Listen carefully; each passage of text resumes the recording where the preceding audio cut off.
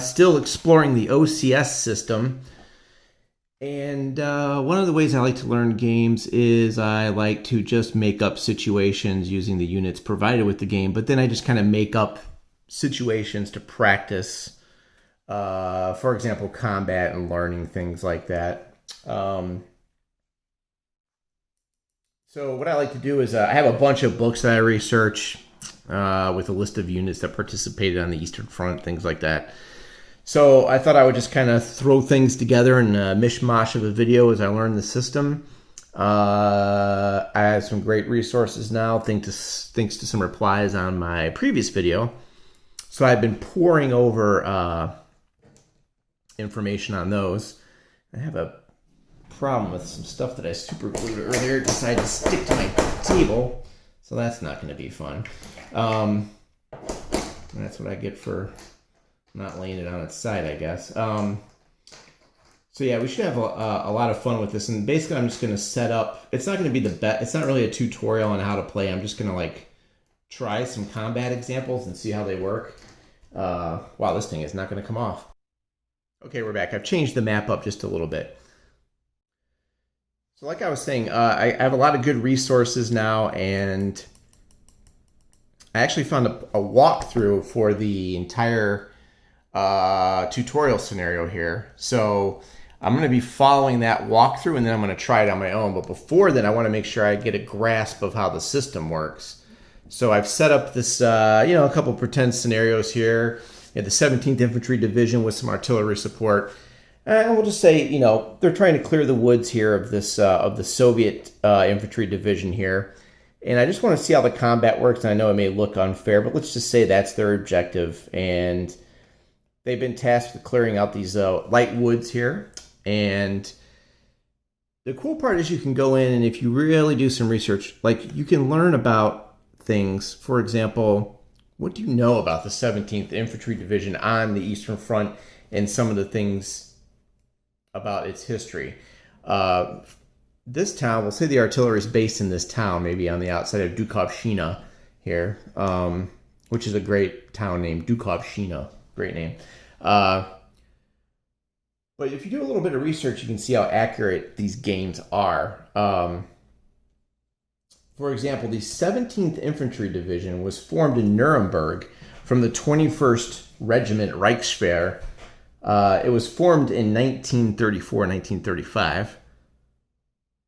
And from June to December of 1941, it was in the Eastern Front Central Sector, of course. But I didn't know this. In summer of 1942, this division was transferred to France. And it went back to the Eastern Front Southern Sector in the February of 1943. In the summer of 43, it was part of the offensive and defensive fighting that happened on the Eastern Front. And in May of 1945, it capitulated to the Soviet forces in Silesia. So you can find a lot of information about that. And what I'm using is this great book called Slaughterhouse. This one. And you can literally look up just about everything, every unit that participated in the Eastern Front. And there is the 17th Infantry Division. Gives you a history of where it was stationed. And you can actually look that up, and it gives you a little bit of attachment to the unit. You can see who commanded it. Right there. Largely destroyed east of Breslau. Heavy losses east of Radom. So you can actually see everything that it went through. And we're right about here. I just think that's kind of fascinating. So what I'm going to do is just practice a little combat. I know it looks extremely unfair. You've got a 4 action rating unit against a 2, but oh well. And I'm going to actually lay some artillery on it. One thing I do want to do, though, is get a supply truck and practice, supply throwing and all that stuff, just on a small scale, just to see if I have the rules down. So let me set up a supply system here real quick. And through the magic of the internet, you'll see it appear on your screen in glorious HD. All right, so there we go. Let's just say we have a 1 SP dump right there in Dukovshchina. fit the artillery. I'm going to be just plop that on top there. And we're going to go, actually, we're going to skip movement, and we're going to pretend that we're going right onto the combat phase. So let's skip ahead here and say that we are on sequence of the game turn, page 3 in your 4.3 series rules. And we're going to go right to the combat phase. And we're going to see how this works out against this unit, this poor Russian unit here. We don't need a supply truck or anything like that. We're just going to do a quick throw from the dump itself. The easiest type of supply you could ask for, if only they were all that easy, you know. Okay, hold on one sec here. I got distracted as Frank Chadwick is on the Compass Games live broadcast right now. Okay, so this Soviet unit is in light woods, and you can get woods as they would call it instead of forest. A little bit of the terrain chart there, just so you can see what we're looking at. And in the combat phase, of course, we're going to be declaring an attack here, but first we're going to resolve artillery barrages. So we're going to barrage from here, and if you remember correctly, the artillery counter has two numbers here. Sorry about that. Two numbers here in the middle are the action rating on top and the range here at the bottom right there. So it's a range of 3, 1, 2, 3. Action rating of 2, a strength of 26, which is very nice. And then, of course, you have the movement allowance, which we won't be worrying about that. It's basically a leg unit. Leg units have white MA values. When it has 2 wheels, it means that it was a fully motorized, and that's mainly for historical purposes.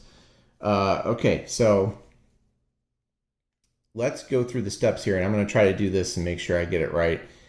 I can guarantee you I'll probably screw up the rounding if there's rounding involved. Okay, get that ready. All right, let me just kind of make it so my book doesn't fall off here. But I thought Slaughterhouse is pretty interesting book. I also have an East Front, Battles of the East Front Atlas that I can show you here after this video. Okay, so let's take a look at how this is going to work. All right, so let me just show you where we are here real quick in the sequence of things. We're kind of skipping ahead here. We're just doing a little combat. We're at combat phase, artillery barrage, and then combat segment. All right, again, this is just simple. I just want to see what happens. I love doing this when I get a new system. I like to break it down and look at some weird stuff. Now, you may notice a little something has changed here. I got a bad shadow, and I apologize for that. I've adopted this new light that's not cooperating. That's a pretty bad shadow. I had to change a little something here because I was in shell shock, get it, when I saw the amount of supplies it's going to take to fire this artillery unit. And there is an optional rule where you can spend less factors to fire artillery. I think it's in the back of the book to not use as many supplies. So when you first do an artillery barrage, you have to look at the strength, and also any number of artillery units or ships or up to 4 aircraft can participate in one barrage. Basically, you need to find how much it's going to cost, and you have to have a spotter. A correct spotter for a barrage is any friendly combat unit adjacent to the target hex that's not loaded on a landing craft. So here is let me just move this little objective marker. So here's a friendly combat unit adjacent to the target hex. So he's going to be the spotter, and it's a strength 26, okay?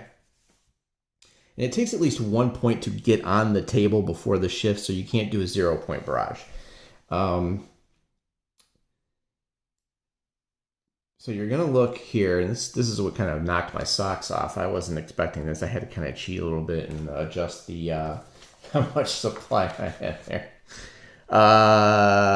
Yeah, 26. 4T. Okay, so that's going to be 4 tokens. All right, that is a lot. That is a lot for one artillery shot. That is a massive amount of supply. So basically, if you remember how supply works in this game, and everyone already knows this, 1 SP equals 4 tokens.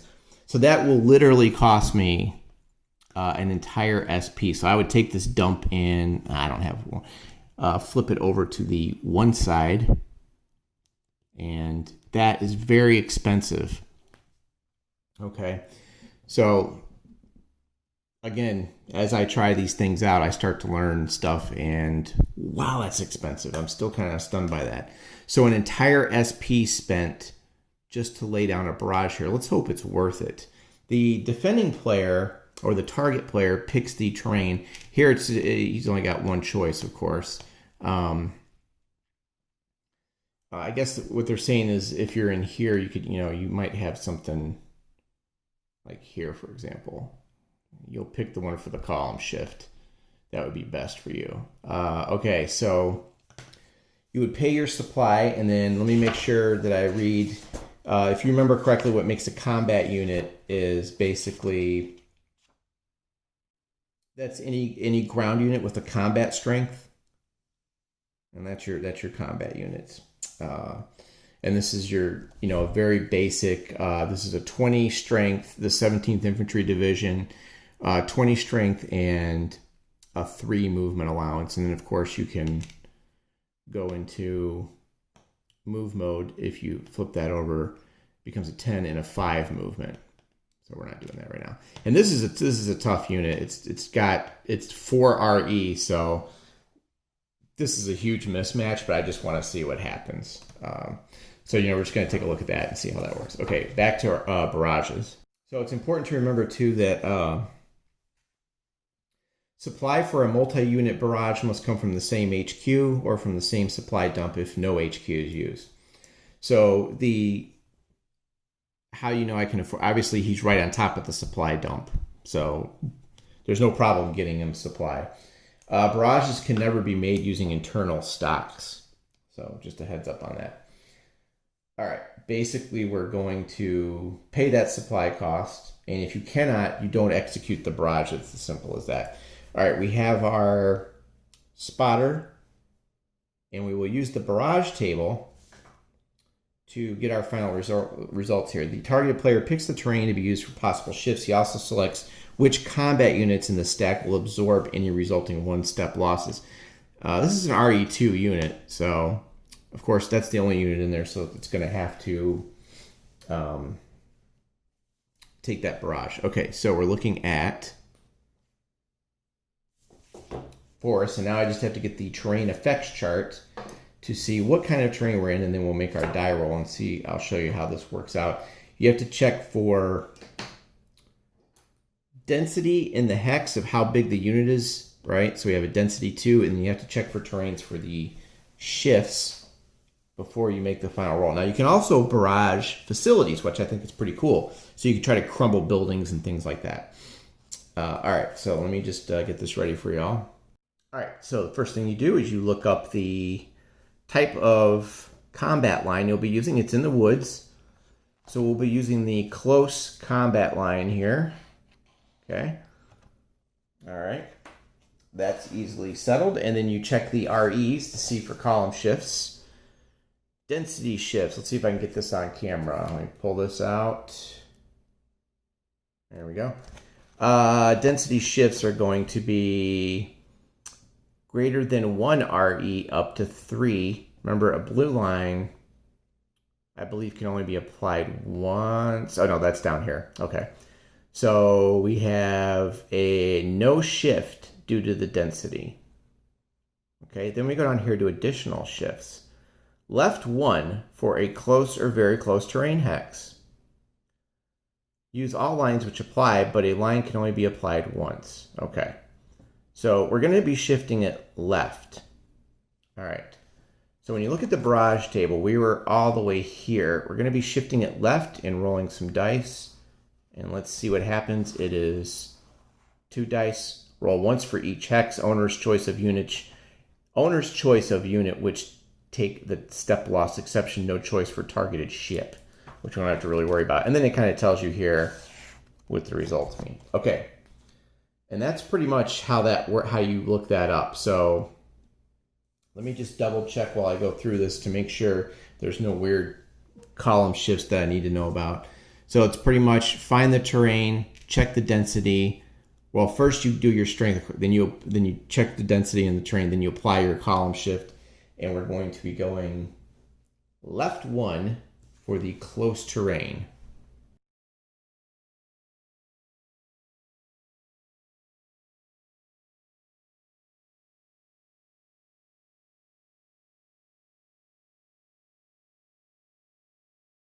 All right, let's just play this out and see how this works. Was it worth the entire SP, the entire 4 tokens? Let's see. All right, the result is a 5. Okay, we're looking at 26. We're looking here. We shifted over. A 5 is a DG. Well, I mean, a DG is sometimes what you want in this game, right? Because it makes it a lot easier to take out a unit. So I would say that was probably a successful artillery barrage because it makes it a lot easier for the 17th Infantry Division to clear out this unit. So you take a disorganized token. And remember, this will apply to everyone in the stack. If the stack was more than 1, you put that on there, and now these guys can go to work and do what they get paid to do. All right. Now we go on. The barrage is done. We paid our supplies, and now we are going to go to combat, and we need to pay supplies to have this unit expend ammunition, etc., etc. And the Soviet player, we're just going to assume that they have the supply for the defense. They also have to pay for supply. Okay. What I can do, though, if you want, is go over the costs, how much that costs for the defender, if that is something you want to see. All right. Now, we're going to go on to the combat part of the combat segment. We just finished up artillery barrages, or barrage, I should say. Artillery barrage segment, and now we go to the combat segment. Okay. Combat's got quite a few things in this game. There's some cool stuff to it.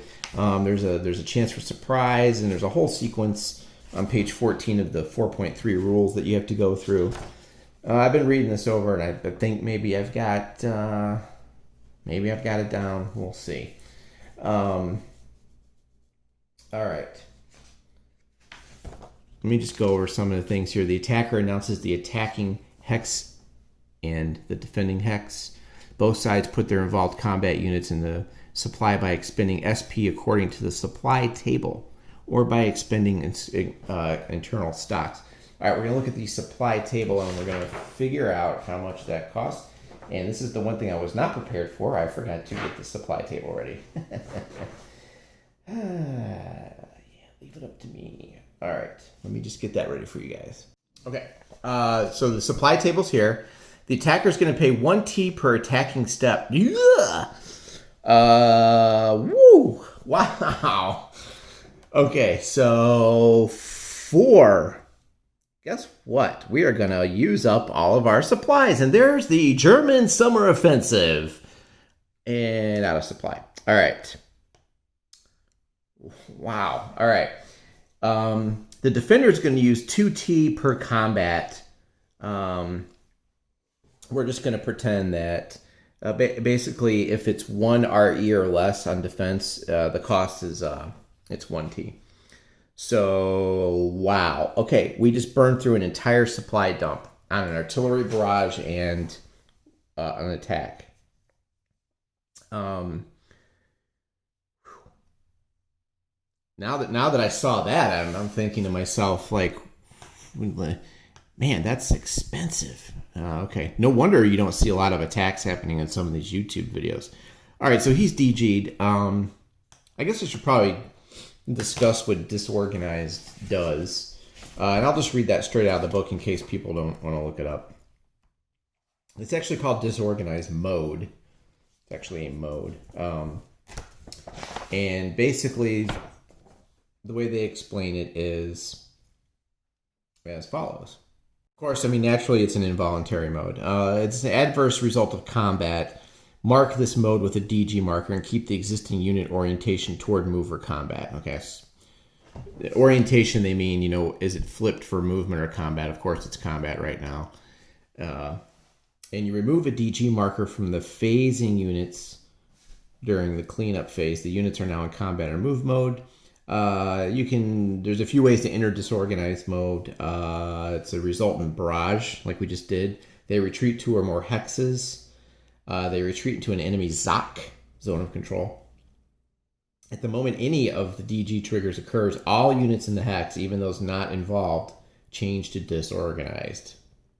Here's what happens. Their combat strength is half. They subtract 1 from their action rating, and they are unable to overrun or earn exploitation mode. So the Soviet unit is really hurting. So they're going to have half combat. It's going to go down to 6, and then they're also at an action rating of 1. Ouch. I know. Totally unfair, but I just had to show an example of this. Okay, next, each side is going to select a unit whose action rating will lead the combat. So if we had a big stack here, of course, you want to select your best action rating, or do you? But yes, here, he will be leading. That's a 4, and he is down to a 1. Okay. And you subtract the defender's AR from the attacker's AR and use this as a die roll modifier affecting surprise in combat. All right, so obviously it is a die roll modifier of 3. 4 minus 1 is 3. Let me just mark that in here. And we have to do surprise determination. And I lost my pen. I have to write this stuff down or else I will forget rather quickly. All right, we have die roll modifier of 3. And just get this here, and I got some paper. I'm really prepared tonight, folks. Not at all. All right, so die roll modifier of 3, and now we roll for surprise. Roll 2 dice for surprise to check the possible surprise shifts to the combat table. All right, so we're kind of building up here and getting some shifts on the combat table ready, and we're going to do a surprise, and we're going to roll here. All right, got some of my other markers out. We have a DRM of 3, and we're going to check for surprise. And for that, you roll on this table here. Roll 2 dice to add the AR differential for the combat. If a player gains surprise, roll 1 die for column shifts. All right. Basically, I'm going to need 9 or more. I got a 6 plus the 3. That is a 9. That's surprise. Okay. Oh, I'm sorry. I rolled on the wrong part. That's for an overrun attack. Oh, sorry. I almost screwed up there. Make sure you realize there's 2 spots. Regular attack, 10 or more. I blew it. I missed it by 1. No surprise. I could see that happening. You know, you could see the Germans rumbling down this trail here. And, this track. So yeah, they're not surprised by that at all. They were probably waiting, as a matter of fact. Okay, no surprise. And we're ready now to go on to the next part. We need to determine the initial odds. Defender will choose the terrain, which obviously is woods. All right, so 20 to 6 is going to be 3 to 1. Now there is a rounding rule. Let me make sure I read that because I always see people get tripped up by it. Round the final odds in combat, but do not round fractional strengths prior to determining odds. When the fractional part is less than 5, round down. So 3.3333. All right, 3 to 1. I think I did that right. All right. Let me know if I did not do that right. Okay. We got the DRM. It was 3. Roll 2 dice to determine surprise. Didn't get that. Roll 2 dice and use the DRM in 9.6 to determine the result. All right. Let me get my combat table here. I'm still getting used to where all the charts are. I'm going to have to print out, something easier. Okay, so we're looking at, let me zoom out one more time here. 3-1 close. We're going to be rolling some dice. All right. And we do add 3 to the result. That's our DRM, and that's what I have marked with this token here. So we have a 3 DRM. All right, I hope everyone's following around. Okay, I think we're about ready. So our diagram modifier is 3. We got our odds. It's 3-1 close terrain. I don't believe there's any column shifts. Let me just make sure. Oh, he's DG'd. I almost ripped myself off there. Hold on one sec. DG, they suffer. Yep, they retreat. Okay, they have their combat values to subtract 1. Got that. Oh, there is no shift. Okay. DG mode units cannot use rail, air, or shipping. I thought there was a column shift. Oh, well. All right, let me just make sure there's no wacky. So you can see our segment here. That's where we are. I prefer to have like sheets, like separate sheets for everything where I can glance up and see it. So I need to get some sheet holders and things like that.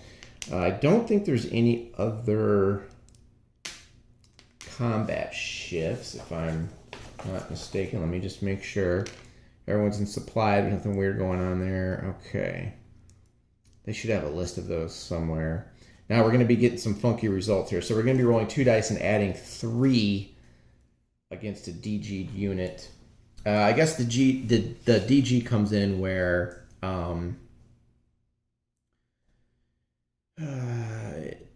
the strength was halved and the action rating was -1. So the DG,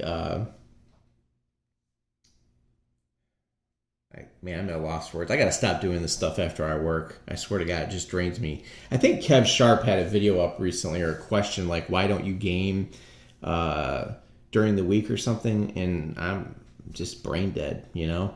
And then sometimes if the lady's home, we eat up a lot of time. Like I can't really get into the man cave. So the DG is implemented by the effect of the the action rating being lower and the defense halved. Because normally this unit, it would be pretty tough in there, right? With that 12. But at a 6, I mean, you're looking at 3-1 is not pretty. So that's that. Let's roll our dice. Okay, let's go. We're on 3-1 close table. Our roll is 7 plus 3 is 10. We go to 3.1 down to 10. Our result is, can I get that on camera? Ooh, here. 3-1, 10. A little bit more. All right. It's so hard to do. Okay. There we go. A little bit awkward.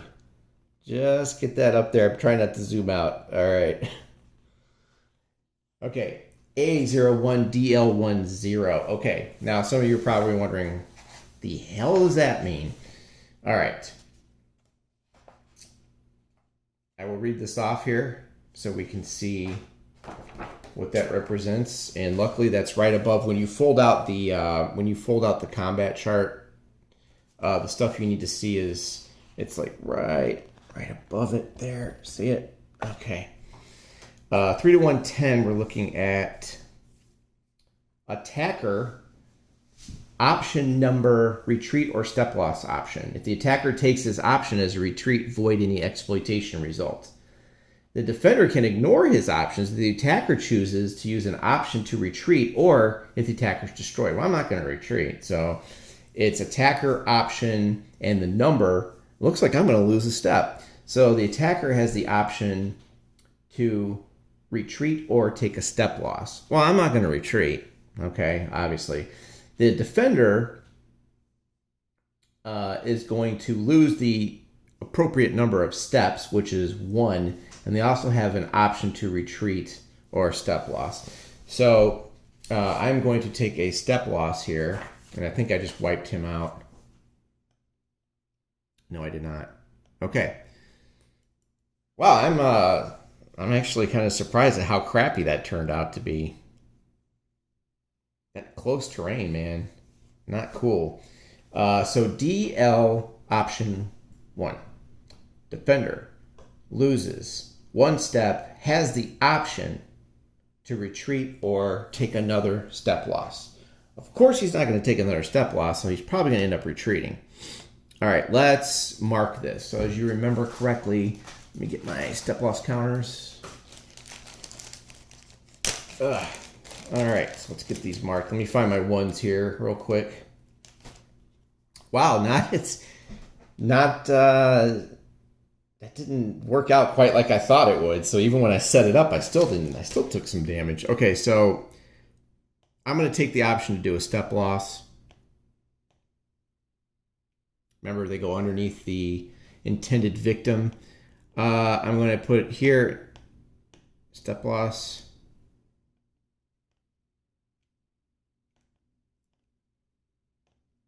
Soviet 17th. So you got two 17th divisions going up against each other.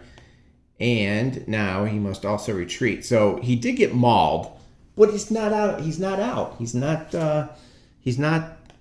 destroyed. So I thought that was kind of interesting. The defender can ignore his options if the attacker chooses to use an option to retreat or if the attacker is destroyed. No, I did neither of that. A retreat of 2 or more hexes triggers a DG, result the instant a combat unit enters the second hex of retreat. That did not happen. All right, no attack involving 3 or more attacking hexes or any non-adjacent hex size ever generates an exploit result. Okay. So, the one thing I have not read about is retreating. All right, combat results are generally a mixture of losses and options. Losses are given as an L, took a big L, followed by a number. Options are given, followed a number. The loss number is a required step loss. That's what we just did. The option presents the affected player with a choice. And I can't believe that I had an option. Like they almost were forced, like one of the options was to retreat. There's no way they're retreating. I'm sorry. The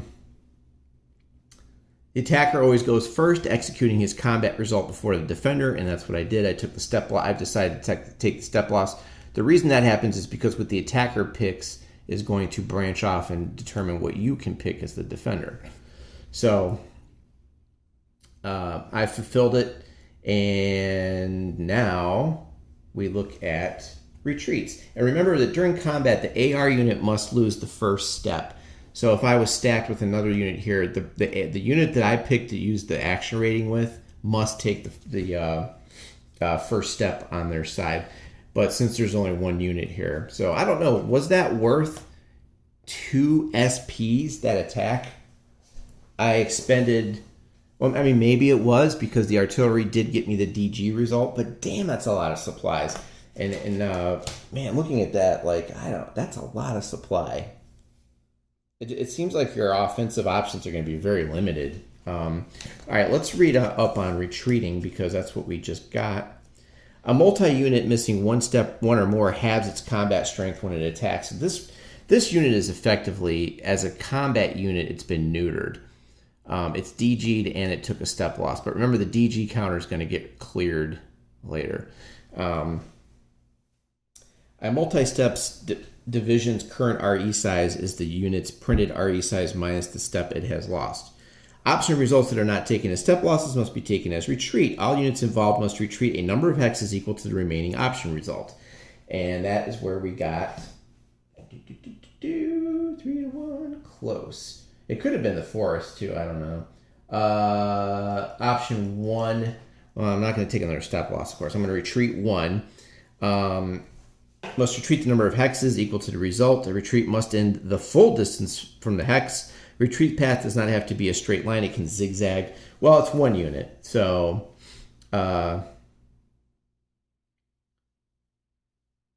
obviously, he's going to head toward the town of Yartsevo here. So we're just going to retreat him back like so. Okay. And that, if all the defenders are destroyed or retreat, attacking units can enter the defender's hex. Only those units that paid combat supply can advance. If the attackers take their option as a retreat, no advance is possible. I did not. And you can capture or destroy ships, aircraft, and non-combat units. Advance after combat is required after a successful overrun, and that's mainly because you have momentum. So yes, I will take advantage of this, and we're going to occupy the forest and we're going to keep an eye on that unit that is in full retreat. And I think we're going to set up some tents and eat some biscuits and drink some coffee. All right, there you go. That is a very simple OCS combat example. Really simple. And, you know, I just happened to be in perfect supply and everything worked out great. Okay, so I'm going to get this up and we're going to do some more. We're going to explore the history of some more of these units, and I'm going to try some more examples as I learn the system and see how it works. Now, there's combat units and organic trucks that did not participate in the combat can join a retreat from their X. Again, the organic truck recovered when we set up these formation markers over here. So, all right, so there's your very simple combat thing. I just do these videos because it helps me learn the system, and I'm very interested in history. Speaking of history, before we go, let's get an overview of this little combat here. You can see what we're looking at, some of the offensives and the counterattacks. Here's the atlas. Let me just zoom in on this.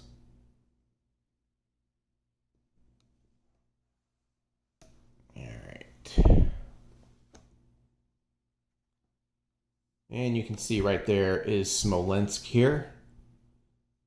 And we're right up in this area. And you can see some of the offensives and German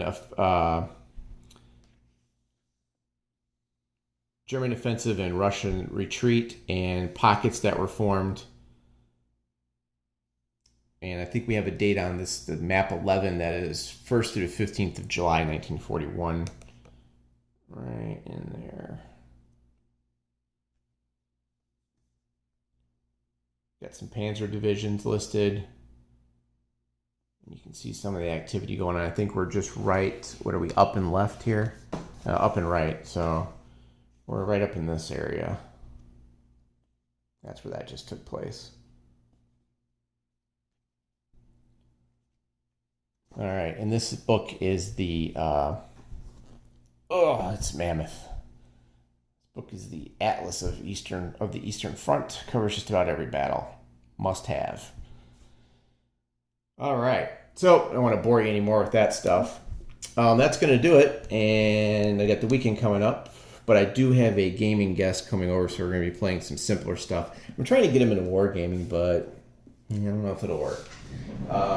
OCS is probably not the way to do it, so, but it is for me. All right, so I'm going to get this video up and let me know if I made some weird mistakes and all that fun stuff. And thanks for watching. Leave some comments. I'm going to print out the walkthrough. And I will be attempting this soon, as soon as I get brave. But for now, I'm going to set up some fun stuff. The next time, let's take a look at a hip shot. Maybe instead of artillery, let's try some aircraft, some air combat. I can get into that stuff. So we'll try that. I'll read up on that and make sure I did it. I kind of grok it, and we'll go over it in a live video. All right, thanks for watching, everyone. And next video may be, I don't know, sometime this weekend, I hope. All right, bye.